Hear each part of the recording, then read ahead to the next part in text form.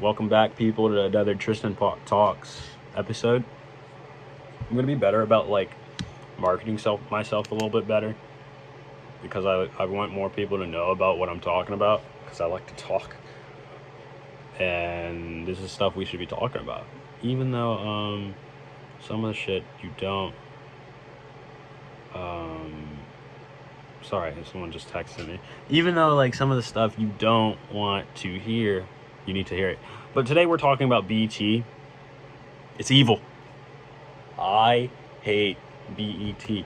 I've came up with this word. It's called black exploitation or black exploitation. Here, let me show you. Black exploitation. That's what BET is doing. BET is exploiting black people and using us as some puppets or some lap dogs or whatever. Mind you, it's 12:30 at night. I'm supposed to be asleep. As some lap dogs. I mean, all they show nowadays is us looking rough. What was the Tyler Perry? I hate Tyler Perry too, but that's another conversation for another time. Tyler Perry must go. He must go. Exile Tyler Perry. But there was it called Sweet? No, it's with Taraji P. Henson. You probably know what I'm talking about. But they shown this girl. She looks like she just came out of a fucking petting zoo and she just got petted by a million fucking hands and they didn't clean her. She's sweating. She's hot. She's in some work clothes. Her hair's not done. What are we trying to show here? I mean, and with Tyler Perry movies, it's always that. It's always the black women that are having a hard time or tough time. And I saw this interview with Tyler Perry that said he wants to show that not only black women have good moments, but they also have bad moments. Which, okay, cool. But in every movie, every TV show, he's always showing some black woman having a problem. He's never uplifting the black women. And it's always have this little particular trope that it's like black woman is having a hard time, whatever. She finds this man saves the day. That shouldn't be the case. A black man shouldn't have to save the black women for her to not be in the situation she was before. And that's what Tyler Perry is doing. And that's what BET is doing. So we're gonna talk about BET. And I absolutely despise BET, and I think black people should stop watching BET. And sometimes they should stop, in my opinion, they should stop watching black television. Because black television, the bad black television, is bad for you. Like the one movie, Big Mama's House. This lady is cooking for her family. She's cooking pig, swine, bacon, and all this bad food that's dumped in oil. And she comes down with diabetes. She doesn't take her insulin, right? She dies. And guess what? The family celebrates her death by eating more pig swine and more bacon and more oily foods. You're gonna die too. We gotta switch the narrative. You're gonna show these black people that eating swine and eating bacon is good. It's not. Let's stay away from it. But so BET, the thing about BET is that nowadays it's not black owned anymore. Obviously, it's ran by this black lady and this other dude who flaunts about his Harvard degree all the freaking time. He's like, I graduated from Harvard, so I'm right. No, you're not. It's obviously corporate now, and it's ran by a billion other businesses ran by white people. So to me, it's not black owned anymore. And the BET Awards just happened the other day. I think it's the silliest thing ever. What do you mean Glorilla won the Gospel of the Year award, whatever, the Gospel Song of the Year award? Glorilla? What? To me, it's like, what are we doing? We highlight the same people every time, and Jay-Z is getting highlighted for what? For some particular reason. Like, Jay-Z hasn't really seen music in years. And I'm not critical of black people in a bad light. I'm critical of black people, of what we could be doing to be better as black people. So we can release this, so we can get out of these shackles of oppression. we shouldn't be watching black entertainment television when it's all they're doing is downlifting us. Black BT is evil. I'm gonna keep saying that because it's evil. So I mean, they no longer represent black people, which is the problem. Your name, Black Entertainment Television. You should be representing black people. Some black people believe that the stuff that's happening on BT is not happening to them. Like other organizations and entertainment production companies represent black people in a better light than BT does itself, which to me I think is like crazy because you're Black Entertainment Television. You should be knowing how black people act and what's going on in their lives. It makes no sense. But instead you have Tyler Perry directing movies when he has his own production land in Atlanta that's bigger than the White House. He's not gonna accurately signify or depict black struggles because he has tons of money, maybe 4 or 5 cars. He was probably at them Diddy parties too, but I'm gonna go to jail. They gonna come jump through this window and fucking kill me while I'm sleeping on some no knock shit like they did to fucking brother Freeman. Not brother Freeman. What's his name? What's his name? Not Huey. But leader. Sorry, I'm losing. I be getting distracted usually.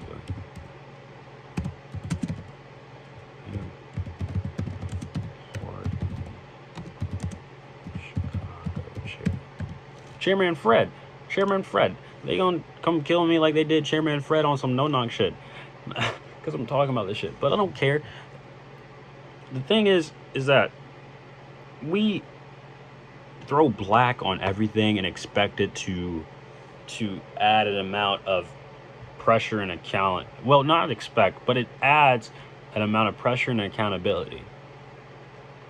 If you add black to anything, it's gonna be like, oh, they got to do this good, and if they don't do it good, I'm gonna hate them, or I'm gonna not like it because they're black.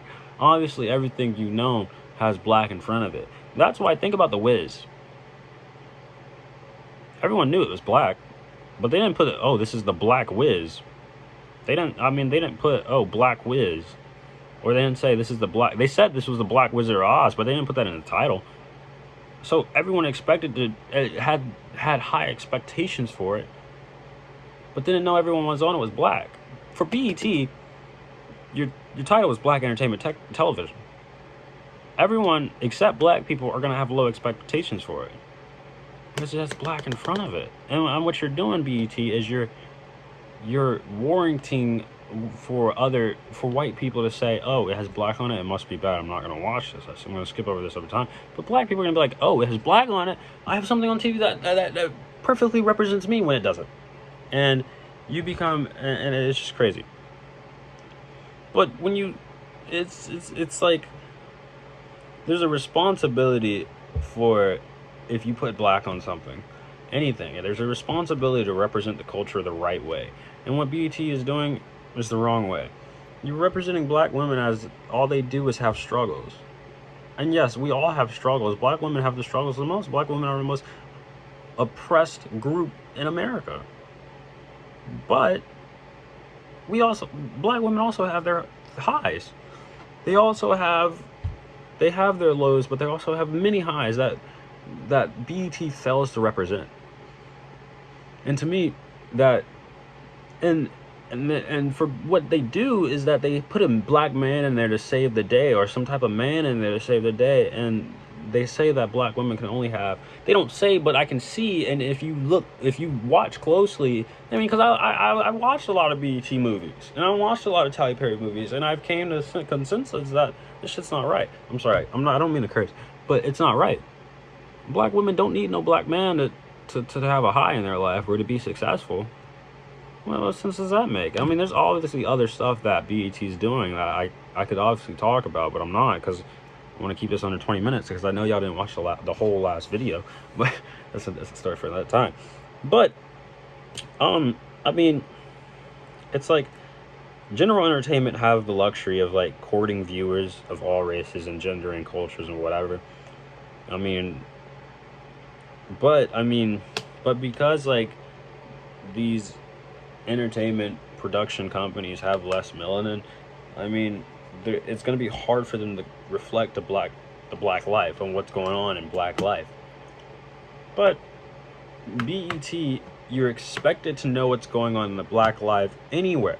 Atlanta, Chicago, New York. You're expected to know what's going on in these places so you can properly represent it in your movies or in your TV shows, but you don't.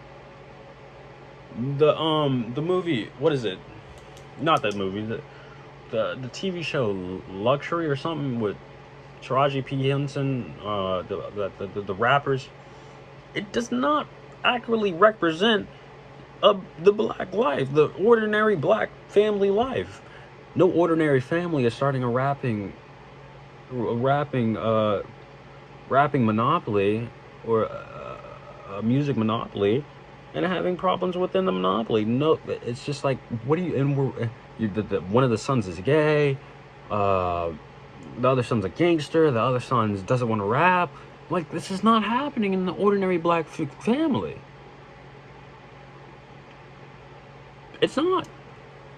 But I mean, but we don't expect those other production companies that aren't black to know what's going on in the black life. But as I said before, when you put black before entertainment television, we expect you to know what's going on in the black life, but you fail to do that. Insane. And another thing is black folks are diverse. Even though we have the same skin color, we have the same blood flowing through our veins, we have the same type of hair, we have the same type of facial hair or whatever.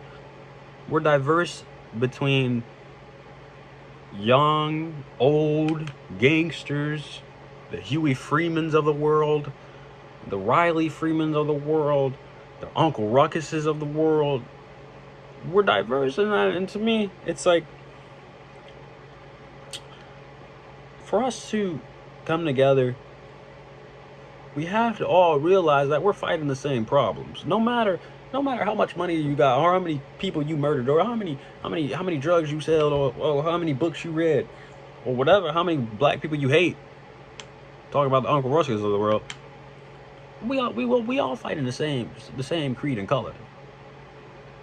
We all fighting the same power. We all trying to fight the power. But we can't fight the power if we're separated. Unity is the biggest thing. And we have a problem with that in America. Between blacks, whites, Latinas, whatever. Latinos, Latinas, whatever. The Irish, whatever. We have a problem of coming together as a collective, as a coalition, and stopping the power. But black people have it the worst because we are the most oppressed group in America. And people tell me they're not, and white people are becoming a minority. But okay, sure. What? I mean, that's just sometimes you just gotta listen to the facts. White people never come to a minority. What? I mean, so systematically, no, it won't happen. But black people can't be fighting each other. When the man upstairs wants you to fight each other, so you won't have to fight him. Think about it. If we all came together and fought the power, we'd be the power, and we become the power. And then we're free from the shackles of oppression. But I'm going to end on this. BET is the mirror of black culture. Black television who don't accurately depict what's going on in black life and black culture is a mirror of black culture.